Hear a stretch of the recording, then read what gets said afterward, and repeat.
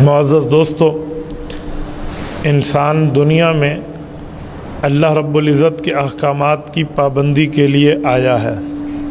ہمارے یہاں آنے کے مقصد میں کھانا پینا، رہنا سونا، جاگنا، تجارت کرنا، معاملات و معیشت اور معاشرت رکھنا یہ بعد میں ہے۔ سب سے پہلے حقوق کی ادائیگی اور اللہ کی عبادت ہے۔ اگر یہ ہم میں نہ ہوں تو کھانا پینا، سونا اٹھنا، بچے پیدا کرنا یہ جانوروں میں بھی ہے۔ پھر ہم میں اور جانوروں میں فرق نہیں رہے گا۔ ہم میں اور جانوروں میں فرق تب ہے جب ہم دوسرے کے حقوق کے ادا کرنے والے بنیں۔ اگر ہم حقوق بھی کھائیں اور اللہ کی عبادت بھی نہ کریں تو پھر جانور اور انسان میں فرق نہیں رہتا۔ دوسری بات کہ جب ہم دنیا میں اللہ کے احکام کی پابندی کے لیے آئے ہیں تو اگر دنیا میں بندے کو کوئی روحانی بیماری لگتی ہے، روحانی بیماری کا معنی یعنی عقیدے کی بیماری، عمل کی بیماری، شریعت کے خلاف کوئی کام، کوئی گناہ، اسے کہتے ہیں روحانی بیماری۔ جب یہ لگتی ہے تو پھر اس کا علاج بھی اللہ رب العزت نے قرآن کریم میں ہمیں بتایا ہے۔ جیسے انسان کا جسم ہے، یہ بیمار ہو جائے تو ہم ڈاکٹر، حکیم، طبیب تلاش کرتے ہیں اور ان کے پاس جا کر دوائی علاج کرتے ہیں۔ ایسے جب ہماری روح بیمار ہو جائے، جیسے ہمارا دل بیمار ہو جائے، یعنی اللہ کی طرف بندے کی توجہ ختم ہو جائے، مخلوق اور دنیا کی طرف صرف توجہ ہو جائے، تو پھر اس کا علاج بھی قرآن کریم بتاتا ہے۔ قرآن کریم نے ہمیں الہاکم التکاثر کہہ کر بتایا کہ تم نے دنیا میں اتنی زیادہ غفلت کر لی ہے کہ اب تم غافل بن بیٹھے ہو۔ اب تمہارا حال یہ ہے کہ تمہیں پتہ ہی نہیں ہے کہ اللہ رب العزت کے یہاں ہم نے کرنا کیا ہے۔ تمہارے علم میں یہ آ گیا کہ ہم نے غافل رہنا ہے، دنیا میں رہنا ہے، اور دنیا میں رہ کر ہم نے صرف اور صرف دنیا کمانی ہے۔ الہاکم التکاثر کا تمہارے دلوں میں یہ چیز آ گئی، بہت بری ہے۔ اس کا علاج حتیٰ زرتم المقابر، قبروں کی زیارت، آخرت کی یاد، قبر کو دیکھنا۔ کئی مطلب ہو سکتے ہیں، ان میں ایک یہ بھی ہے کہ قبر میں جب آپ غور کریں گے، قبر کے معاملات کو اپنے ذہن میں رکھیں گے تو یہ دنیا کی نحوستیں آپ کے دل سے دھلنا شروع ہو جائیں گی۔ یہ اس کا علاج ہے۔ تو قرآن کریم کے بعد احادیث نبویہ میں اگر ہم دیکھیں تو ہمیں شریعت اسلامیہ میں ایک بات سمجھ آتی ہے کہ حضور پاک صلی اللہ علیہ وآلہ وسلم قرآن کریم کی تشریح فرماتے تھے اور صحابہ کرام کو اللہ کی نازل کردہ بات کی وضاحت فرما کر مسئلے کو ارشاد فرماتے تھے۔ تو حضرت رسول پاک صلی اللہ علیہ وسلم نے شروع میں قبرستان جانے سے منع فرمایا، وہ مرد ہوں یا وہ عورتیں ہوں، منع فرما دیا بھی آپ نے نہیں جانا۔ پھر اللہ کے رسول نے اجازت دی ہے اور پھر فرمایا کنت نہیتکم عن زیارت القبور فزوروها فانها تذکر الاخرہ، میں نے منع کیا تھا، وہ بھی منشا ٹھیک تھی، اور اب میں اجازت دے رہا ہوں، یہ بھی اللہ کی منشا ہے۔ اب آپ قبروں کی زیارت کر سکتے ہو، جا سکتے ہو، دیکھ سکتے ہو، آپ کے لیے جائز ہے۔ اس سے فائدہ یہ ہوگا کہ تمہیں آخرت کی یاد تازہ رہے گی۔ ہم نے دنیا چھوڑ جانا ہے، ہم نے آخرت میں پہنچنا ہے، تو یہ تمہیں تازہ رہے گی بات، اسی وجہ سے آپ قبرستان جا سکتے ہیں۔ اس نظریے کے مطابق علماء فرماتے ہیں کہ قبرستان جانا جائز ہے، وہ مرد ہو یا عورت ہو۔ ہمارے یہاں ایک بات یہ چلتی ہے کہ خواتین کا قبرستان جانا حرام ہے، ایسی کوئی بات نہیں ہے، شریعت میں کسی جگہ یہ بات نہیں ہے۔ لوگ کہتے ہیں عورت قبرستان جائے گی ننگی نظر آئے گی، یہ شریعت کے خلاف بات ہے، کسی جگہ بھی اس کا ثبوت نہیں ہے۔ ہاں البتہ یہ ہے کہ عورت کو اسی لیے علماء عام طور پہ روکتے ہیں کہ اس میں صبر کم ہے۔ یہ وہاں جائے گی، رونا پیٹنا، چیخنا چلانا شروع کر دے اپنے بیٹے کی قبر پہ، اپنی ماں کی قبر پہ، تو رونا چیخنے کی وجہ سے عورت کی آواز کا پردہ ختم ہوگا، تو بے پردگی کی طرف جو ہے نا ماحول بنے گا، اسی لیے منع کرتے ہیں۔ اگر یوں نہ ہو، خاتون پردے کی پابندی کر کے اپنے محرم کی قبر پہ جائے تاکہ اس کا غم بھی ہلکا ہو جائے اور اسے آخرت کی یاد بھی آئے اور ایصال ثواب کرتی رہے، وہاں کوئی غیر شرعی کام نہ کرے، تو بالکل جانا جائز ہے، کوئی منع نہیں ہے۔ بعض اوقات ایسا ہوتا ہے ہم لوگ اپنی طرف سے مسئلے نکال لیتے ہیں۔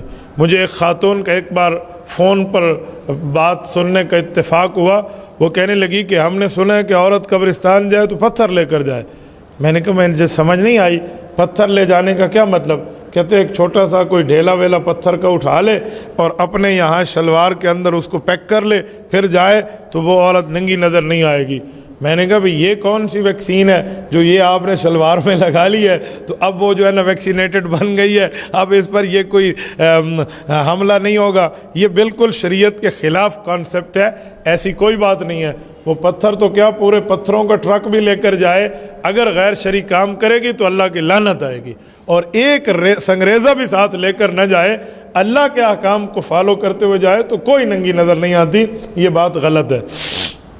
روکنے کا مقصد صرف وہی ہے کہ وہاں غیر شرعی کام نہ ہو، لڑائی نہ ہو، وہاں شور شرابہ نہ ہو، بال کھول کے سر کے اوپر مٹی ڈالنا اور سینے کو چاک کرنا، اور اس طرح کی وجہ سے یہ منع کیا گیا ہے۔ یہ کام مرد کرے اس کو بھی منع ہے قبرستان جانا، چاہے جائے کہ ہم خاتون پر ظلم و تشدد کریں۔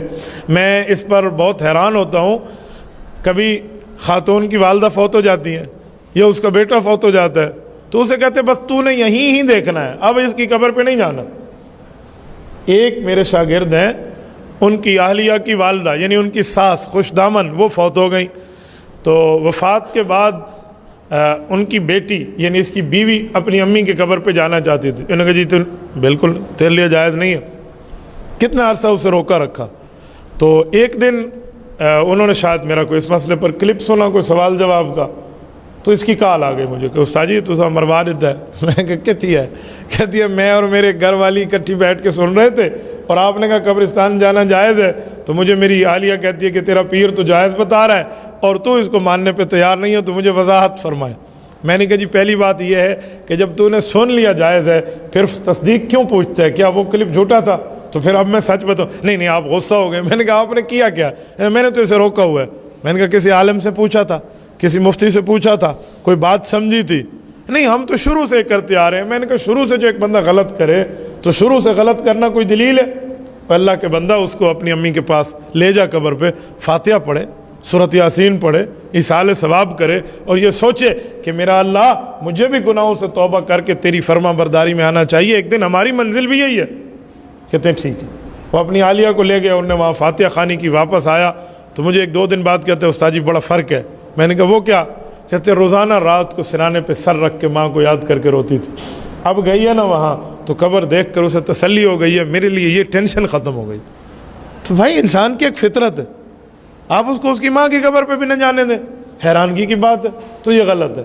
رسول پاک علیہ السلام نے خود فرمایا میں پہلے منع کرتا تھا اب اجازت دے رہا ہوں۔ تو لوگ منع کی حدیثیں بتاتے ہیں، اجازت کی حدیثیں نہیں بتاتے، تو لہٰذا جانا کوئی منع نہیں ہے، بالکل جائز ہے، لیکن آداب کی پابندی جو میں نے عرض کیا ہے۔ اچھا، جو دنیا میں بندے کو روحانی بیماری لگی ان میں ایک آخرت کو ترجیح نہ دینا ہے تو اس کا علاج ہے بندہ قبرستان جائے، اور جب قبرستان جائے گا نا، سیدنا علی المرتضیٰ رضی اللہ تعالیٰ عنہ کسی قبر پہ ٹھہرتے تو فرماتے کل تو ہماری طرح تھا اور کل آئندہ ہم تمہاری طرح ہوں گے۔ یہ بہت بڑا جملہ ہے۔ گزشتہ کل تو اور ہم ایک جیسے تھے اور آئندہ کل ہم اور آپ ایک جیسے ہوں گے، تو یہ بندے کو یاد قبر پہ آتی ہے۔ ہمارے ایک دوست ہیں، ان کے ایک جاننے والے مجھ سے ایک مرتبہ ملے، انہوں نے کہا استاد جی اسے ذرا سمجھائیں، ہر وقت گانے سنتا ہے، ہر وقت گناہ کے کام، ہر وقت بد نظری، بہت سی چیزیں۔ میں نے کہا یار اگر سمجھانا تھا تو اس کے منہ پہ نہ کہتے، اس کی عزت نفس متاثر ہوگی۔ میرے کان میں کہتے، علیحدہ کہتے، تخلیہ میں کہتے، پھر میں اسے کسی طریقے سے تدبیر سے سمجھاتا۔ انسان کی ایک عزت نفس بھی ہے، تو اس کو ذلیل کر کے تو بندہ تبلیغ نہ کرے نا، اس کو عزت دے کر بندہ سمجھائے۔ بہرحال میں نے ان کو سمجھایا، لیکن مجھے نہیں لگا کہ اس پر کوئی فرق آئے گا۔ میں فیس ریڈنگ اس کی کر رہا تھا، تو میں نے اس کے دوست کو کہا کہ اب سمجھانے سے کام گزر گیا ہے، اللہ نہ کرے کوئی فوت ہو گیا نا، اسے جنازے میں بھی لے جانا اور تدفین میں بھی ساتھ رکھنا، صرف جنازہ پڑھ کے واپس نہ آنا، تدفین تک لے جانا، تاکہ یہ قبر میں دفن ہونے کے معاملہ بھی دیکھے اور وہاں اوپر مٹی ڈالنا بھی دیکھے، اس کے بعد دعا اور یہ پوری جو وہاں بیان ہوگا اور ماحول ہوگا، شاید اس سے یہ اثر لے۔ اتفاق سے ان کے محلے میں شاید کوئی فوتگی ہوئی اور یہ جنازے کے ساتھ چلے۔ جب جنازہ پڑھ کے واپس آنے لگے تو اس نے کہا چلیں، اس نے کہا یار حدیث پاک ہے، اللہ کے رسول صلی اللہ علیہ وسلم نے فرمایا ہے، اور واقعی یہ صحیح حدیث ہے، فرمایا 2 قرات ثواب اسے ملتا ہے جو آدمی جنازہ بھی پڑھے اور تدفین تک بھی ساتھ جائے، اور جو جنازہ پڑھ کے واپس آ جائے اسے 1 قرات کا ثواب مل جائے۔ قرات کتنا ہے؟ احد پہاڑ جتنا، یعنی 2 پہاڑ احد کے اللہ کے راستے میں صدقہ کرنے سونے جتنا ثواب آپ کو ملے گا اگر آپ جنازہ بھی مسلمان بھائی کا پڑھیں اور تدفین میں بھی ساتھ دیں۔ اس نے کہا اچھا تو ظاہری بات ہے اب جنازے کے ماحول میں تو بندے نے کیا اپنی خواہش رکھنے کا، جی ٹھیک ہے چلتے ہیں۔ اس نے یقین مانے وہ تدفین دیکھی، بندے کو قبر میں اترتے دیکھا اور اس کے بعد مٹی ڈالتے دیکھا۔ قرآن کریم کی آیت پڑھتے ہیں نا، سورۃ نمبر 20 سورۃ طٰہٰ آیت نمبر 55، منہا خلقناکم وفیہا نعیدکم ومنہا نخرجکم تارۃ اخریٰ۔ یہ جو ہم 3 وہ پھینکتے ہیں مٹی کی مد، تو اس پر ہم یہ پڑھتے ہیں، پہلے کا ترجمہ کیا ہے؟ منہا خلقناکم، اسی مٹی سے اللہ فرماتے ہیں میں نے تمہیں پیدا کیا، وفیہا نعیدکم، اسی میں ہم تمہیں لوٹائیں گے، ومنہا نخرجکم تارۃ اخریٰ، اسی سے تمہیں دوبارہ کھڑا کریں گے۔ تو یہ انسان کیا آخرت تو ہے، اس پہ تو کوئی دوسری رائے نہیں ہے۔ تو ہمارے دوست اس کو یہ بتاتے رہے اپنے ساتھی کو، اس کے بعد دعا ہوئی اور جو واپس جانے لگے۔ اور اس وقت وہاں کے مولوی صاحب نے بہت اچھا ایک کام کیا، 2 منٹ 3 منٹ کی ایک گفتگو کی دعا سے پہلے۔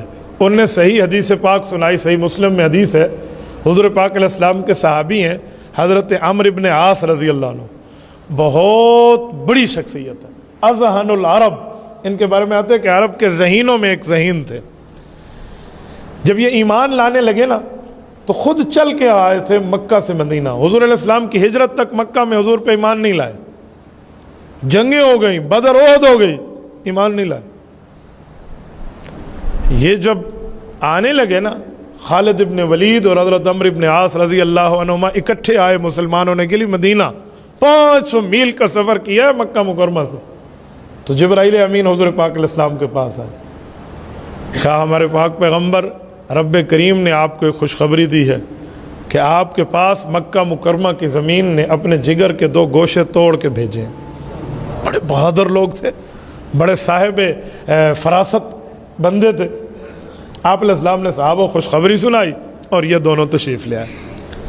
حضرت خالد ابن ولید نے آ کر عرض کیا، یا رسول اللہ میں معافی مانگتا ہوں، مجھ سے بت پرستی ہوئی ہے، گناہ ہوئے ہیں، خطا ہوا ہے، میں شرک میں مبتلا تھا، آپ کے مقابلے میں جنگ میں آیا ہوں، کیا میں کلمہ پڑھوں، میرے لیے معافی ہے؟ آپ علیہ السلام نے فرمایا، الاسلام یہدم ما کان قبلہ، اسلام 100 سال کا کافر بھی لے آئے نا تو پچھلے سب چیز اللہ معاف کر دیتا۔ حضرت خالد ابن ولید نے کلمہ پڑھا اور گوشہ اسلام میں داخل ہو گئے۔ جب حضرت عمرو ابن عاص کی باری آئی نا، یہ کہتے ہیں میں نے دل میں سوچا تھا، کیا لوگ تھے، کیا ذہانت دی رب نے، کہ میں نے دل میں سوچا کہ اللہ معاف کریں گے، لیکن اگر آج میں رسول اللہ سے وعدہ لے لوں کہ ایمان تو لا رہا ہوں، گناہ میں نہیں کروں گا آج کے بعد، پچھلے گناہوں کی معافی کا وعدہ اللہ سے آپ مجھے لے کر کرائیں گے۔ وہی ہوا، آپ علیہ الصلوۃ والسلام نے ہاتھ آگے کیا تو حضرت عمرو ابن عاص نے اپنے ہاتھوں کو ایسے بند کر لیا۔ حضور نے فرمایا، مالک یا عمر، کیا ہوا؟ کلمہ پڑھنے کے لیے بیعت ہو رہی ہے نا، ہاتھ کہا نا اشترط، ایک شرط ہے، شرط ہے رسالت مآب کے ساتھ۔ حضور نے فرمایا، ماذا تشترط، کیا شرط؟ کہا شرط یہ ہے کہ گناہ گار بہت ہوں، غلطیاں کی ہیں، ایمان اس لیے لا رہا ہوں کہ آخرت کی زندگی برباد نہ ہو جائے، دنیا تو جیسے گزری۔ تو آپ کے رب کا وعدہ ہے کہ اللہ جنت دے گا تو بندہ خوش و خرم رہے گا، اللہ جہنم سے بچائے گا۔ کہا جی ہاں۔ کہا آپ میرے ساتھ وعدہ کر لیں، یہ اللہ سے لے کر آپ مجھے دیں گے، میں ابھی کلمہ پڑھ رہا ہوں۔ آپ علیہ السلام نے اسی جگہ وعدہ فرمایا، ایک کلمہ پڑھ کے مسلمان ہوں۔ اس مولوی صاحب نے اس قبر کی تدفین پر یہی حدیث سنائی کہ جب حضرت عمرو بن عاص فوت ہو رہے تھے نا، یہ صحیح مسلم میں ہے، تو انہوں نے اپنے بیٹوں کو بلایا، کہا میں صحابی رسول ہوں اور میں رسول اللہ کا خادم رہا ہوں، میں نے آپ علیہ الصلوۃ والسلام کا ساتھ دیا ہے، لیکن قبر کا خوف ہے۔ ایک کام کرنا میرے بیٹوں، جب میں قبر میں دفن ہو جاؤں نا، میری مٹی پر تھوڑا سا پانی ڈالتے وقت تم بیٹھے رہنا، اور اتنا ٹائم بیٹھ کر میرے اوپر قرآن کریم پڑھنا کہ اونٹ ذبح ہو کے تقسیم ہو جائے، اتنا ٹائم اونٹ ذبح ہو کر تقسیم ہو جائے، ایک بڑا ٹائم، 2 ڈھائی 3 گھنٹے کا پروسیس ہے۔ کہا جی ٹھیک۔ ایک بیٹے نے پوچھا، ابو جان آپ اتنے بڑے صحابی، اتنا بڑا درجہ آپ کا، یہ جو آپ نصیحت فرما رہے ہیں اس کی کوئی لاجک بھی ہے، کوئی وجہ بھی ہے؟ فرمایا جی ہاں۔ کہ رب کے فرشتے آئیں گے مجھ سے گفتگو کر لیں، تمہارا اوپر بیٹھا اور ایصال ثواب کرتے رہنا مجھے طاقت اور امید دے گا جا کے میں ان کے سوال کا جواب دے سکوں۔ हत्ता अस्तअनस बिकुम, सही मुस्लिम में इमाम मुस्लिम रिवायत लाए, बैठे रहना। इसीलिए हुक्म है कि बंदा सूरत बकरा पढ़े। भाई अब्दुल सुबहान को अल्लाह जज़ा खैर दे, इनके वालिद मोहतरम का इंतकाल पे मैंने इन तीनों बेटों को कहा था, मैंने कहा तुम हाफिज हो, खुशकिस्मत हो, तुम्हारे वालिद दुनिया से गए हैं तो 3 बेटे कुरान करीम के हाफिज हैं, तुम बैठ कर सूरत बकरा पूरी पढ़ना, उठना नहीं। तो बड़ी खुशकिस्मती है हज़रत, जाना तो सब ने है दुनिया से, लेकिन बंदा ऐसा जो है ना क्या कहते हैं माहौल लेकर जाए कि पीछे पढ़ने वाले भी बैठे हों तो आखिरत में तो वहाँ तदफीन पर मौलाना ने हदीस सुनाई, तो मुझे वो दोस्त कह रहे थे कि हमारे साथी ने जब ये सुना ना और वहाँ से वापस पलटे तो उसका दिल दुनिया से पलट गया। 2-4 दिनों में वो इसे कॉल करके कहता था कि भाई नमाज में इकट्ठे ही चलेंगे फलां जगह। शुरू में मतलब मस्जिद है ना, थोड़ी सी झिझक महसूस करता है, तो ऐसा ऐसा अल्लाह ने उसे हिदायत दी है और रब्बुल इज़्ज़त ने उसकी हिदायत को कबूल फरमाया। तो ये मौत ऐसी चीज़ है, मौत के मामलात ऐसी चीज़ है, कब्र व आखिरत ऐसी चीज़ है, तभी तो अल्लाह के रसूल ने फरमाया फ़इन्नहा तुज़क्किरुल आखिरा, तुम कब्रिस्तान जाओगे आखिरत की याद तुम्हें आएगी। तो मेरे दोस्तों, ये भी गुनाहों से परहेज़ की एक रिहर्सल है हमारी कि हम कब्रिस्तान जाकर देखें, आज ये है तो कल हम हैं, और शैतान के इस बहकावे में ना आए कि ये तो बदकिस्मत था कि फौत हो गया और मैं खुशकिस्मत हूँ कि ज़िंदा हूँ। जी नहीं, हो सकता है सुबह इसका जनाजा और शाम मेरा हो। हमारी डिस्ट्रिक्ट तंजीम आल सुन्नत वल जमात के मुतहर्रिक एक फ़र्द हज़रत हाजी बशीर जत्तू खैल रहमतुल्लाह अलैह, मैं इस्लामाबाद एयरपोर्ट में था, उनकी वफ़ात के दिन की बात है। उन्होंने मुझे कॉल की कि फ़लाँ तारीख फ़ारिग है, सुनहरी मस्जिद छोटा बाज़ार में जलसा रखना है। मैंने कहा हज़रत बैग कार्गो वालों को दे चुका हूँ, 2 घंटे की फ़्लाइट है, अगर आप कहें तो कराची उतर के। कहे ठीक है। हम कराची पहुँचे, न एयरपोर्ट से बाहर आने में थोड़ी देर हो गई, तो मैं डायरी नहीं देख सका उनकी। फिर कॉल आई, मैंने कहा हज़रत मुझे मकाम तक पहुँचने दे। कहा तू इवें देर करें दरा से। वो उनके एक मजाक की आदत थी ना, हज़रत मुफ्ती महमूद रहमतुल्लाह के साथी हैं, हमारे तो वालिद के दर्जे में थे। बहरहाल मैं मकाम पर पहुँचा तो मुझे कहा अच्छा मैं एक जनाजे में यहाँ से फारिग होकर आ रहा हूँ। कोई आधा पौना घंटा गुजरा दरमियान से। मैं घर पहुँचा और मैंने जाकर वो डायरी देखी और वो तारीख़ बिल्कुल खाली थी। मैं फ़ोन किया कि चाची मैं लिख रहा हूँ। मैंने कॉल की तो आगे से बच्चा, पता नहीं भाई अब्दुल बासित थे कौन, वो रो रहे थे। मैंने कहा ख्याल है चाची से मिलना है, कहाँ है? उन्होंने कहा वो अल्लाह को प्यारे हो गए। 2 से 2.5 घंटे का टाइम है। अभी एक जनाजे में ठहरे थे और शाम को उन्हीं का उसी जगह जनाजा था। ये मौत इतनी करीब है। इंसान अपने सूट की डिज़ाइनिंग कर रहा होता है कि मैं इस तरह के कपड़े पहनूंगा, और उसका कफन बाजार में आ चुका होता है, पता नहीं है फिर बंदे को। तो इसलिए मौत को सामने रखें, आखिरत को सामने रखें, कब्र को सामने रखें। दुनिया के तमाम मसाइल खुद ब खुद हल होते जाएंगे। फिर न बंदा किसी पे जुल्म करेगा, न किसी का हक खाएगा, न किसी को गाली देगा, न किसी के साथ ज्यादती करेगा। बिल्कुल बंदा सूफी से बन के चल रहा होगा। वजह यह है कि बंदा आखिरत और मौत को सामने रखे। और मौत कभी भी आनी है, कभी भी आ जानी है, बस तैयारी रखें। याद रखें ये बोर्डिंग कार्ड इशू हो चुका है। जस्ट फ्लाइट के उसका ऐलान होना है कि फ़लाँ गेट पे लग गई, आप आ जाइए। हमारी टिकट हो चुकी है। आपको पता है जनाजे में अजान नहीं है, जनाजे में इकामत नहीं है। कहते तो हमें से नमाज जनाजा है, नमाज में तो अजान और इकामत होती है। तो नमाज जनाजा में अजान और इकामत क्यों नहीं है? क्योंकि पैदाइश के वक्त दाएं कान में अजान, बाएं कान में इकामत हो चुकी है। अब टाइम बहुत कम रह गया है, जनाजा बगैर अजान इकामत के होगा। आप अंदाज़ा लगाएं, ये दुनिया के वक्त हमारी ये टाइम जो है ना लिमिटेशन हमारी हो चुकी है, इतना ही है। तो इसलिए हम आखिरत को याद करें, मौत को याद करें। हदीस पाक में रसूलुल्लाह ने फरमाया, मौजम तबरानी की रिवायत, हज़रत अबू हुरैरा रज़ी अल्लाह अन्हु रावी हैं, आप अलैहिस्सलातु वस्सलाम ने इरशाद फरमाया, मन ज़ारा क़ब्र अबवैहि औ अहदिहिमा फ़ी कुल्लि जुमअतिन गुफ़िर लहू मा तक़द्दम मिन ज़ंबिही व कुतिबत बर्रा। हुज़ूर पाक अलैहिस्सलाम ने फरमाया कि जिस शख्स के वालिद या वालदा या दोनों में कोई एक या दोनों वफात पा चुके हों, और वो कम अज़ कम हर जुम्मे को अपने माँ बाप के या उनमें से किसी एक की कब्र पे हाज़िरी दे, यानी इसाले सवाब करे, वहाँ पहुँचे, पिछले गुनाह भी माफ़ होंगे और अल्लाह नेकों में इसका नाम तहरीर फरमा देंगे। तो आज जुम्मा का दिन है, बंदा कोशिश करे کہ اگر والدین دنیا سے رخصت ہو گئے تو بندہ جائے، اور جن کے والدین یہاں سلامت ہے وہ خوش قسمت ہے کہ انہیں اپنے ماں باپ سے ملنے گھر جانا پڑتا ہے۔ ہم سے پوچھیں، ہمیں ماں باپ سے ملنے قبرستان جانا پڑتا ہے۔ اللہ جن کے زندہ ہے سلامت رکھے، جن کی وفات ہوگی اللہ پاک مغفرت فرمائے۔ اللہ پاک آپ کو اور ہمیں موت کی یاد بھی عطا فرمائے، قبر اور آخرت کے معاملات ہمارے آسان فرمائے۔ اقول قولی ھذا واستغفر اللہ وآخر دعوانا ان الحمد للہ رب العالمین۔